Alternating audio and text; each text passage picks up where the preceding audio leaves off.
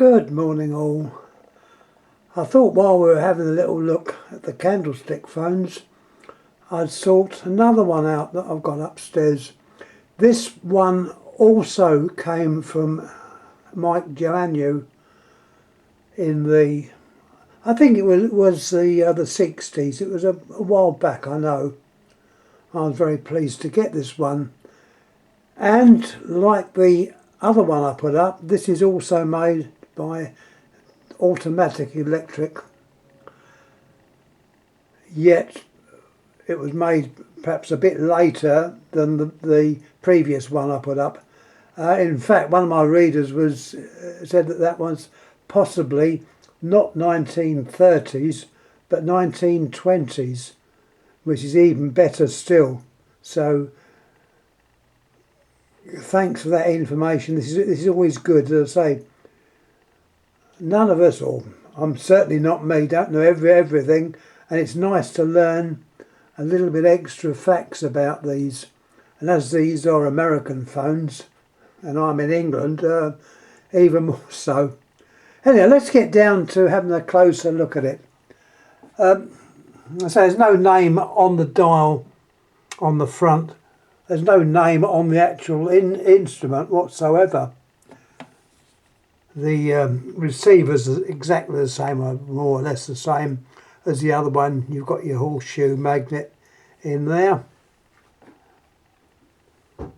You've got your dial, which I do notice a little gap between the finger stop and the O, indicating it.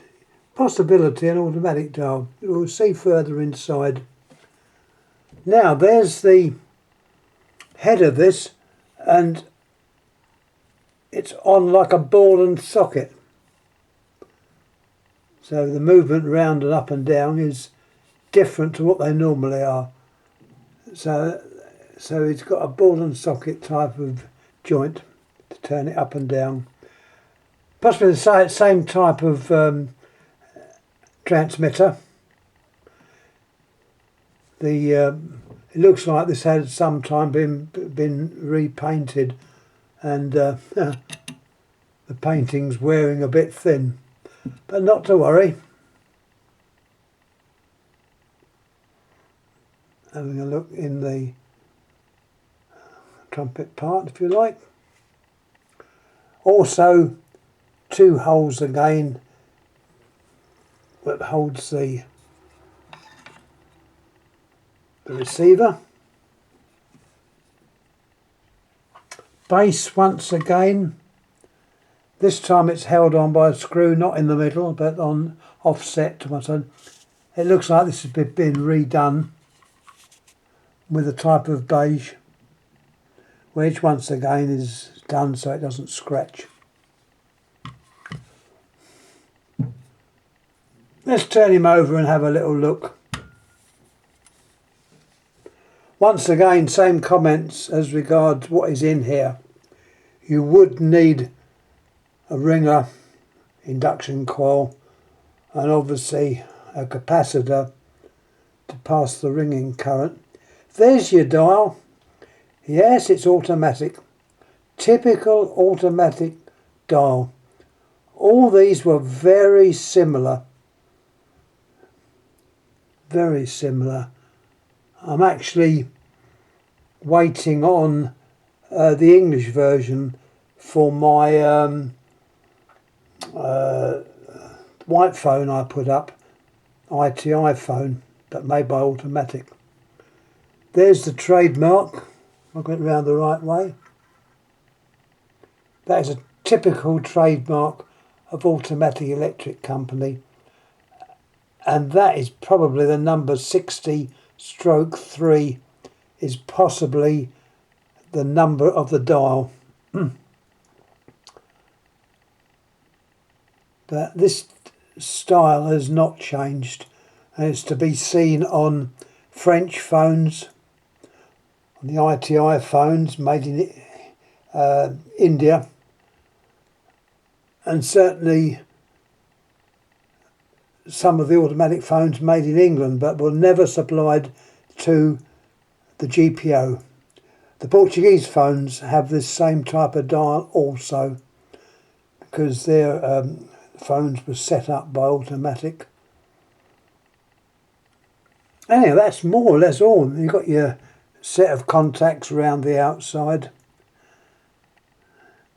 It's a nice, easy phone to work on. As I say, this hasn't been used for donkey's years, and the dial is still functional. They are a good type of dial, and the spring, as you can see, is on that centre column, and it's a wire spring. It's not like what BT and also a lot of other companies use, a flat like a clock spring. These are actually a wire spring, probably less chance of breaking. But anyhow, that is more or less all I've got to say about this. Don't know what I'm going to put up next. As I say, these were covered in antique dust, so obviously gave them a little bit of a spruce up.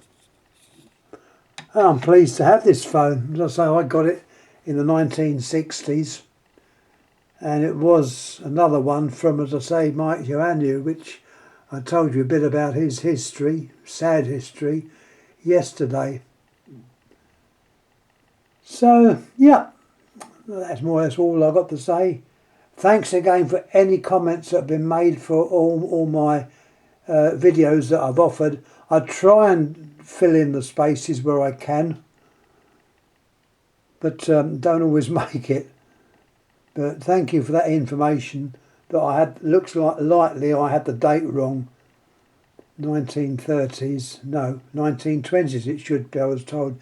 Particularly with that a Mercedes type of dial. Anyhow, both these phones were made by Automatic Electric of the Strauja company. Once again, I'm going to shut up now. I don't want to drive you all to sleep. Once again, many thanks. Thank you.